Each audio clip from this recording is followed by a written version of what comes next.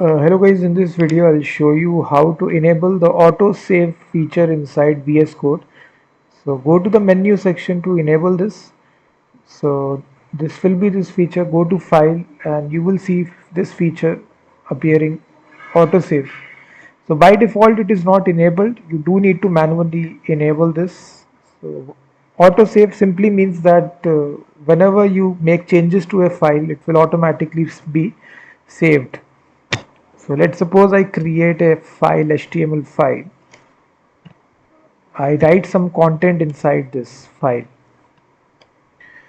So let me disable that autosave feature. So every time I make changes, I simply add a heading. I manually need to press the Ctrl S key to save this.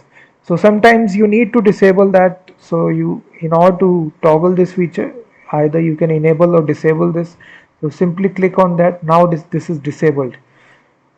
So if I show you the feature side by side, so this is your window, and once you enable this autosave feature, this will save you a lot of time because you no longer need to every time press the Control S key.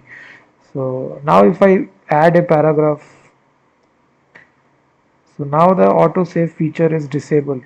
So I do need to manually press the Control S key. So now you will see this will appear. But if I try to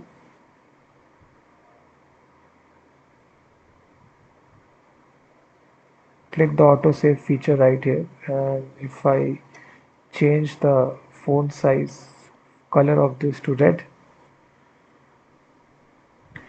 so now you will see the color is changed.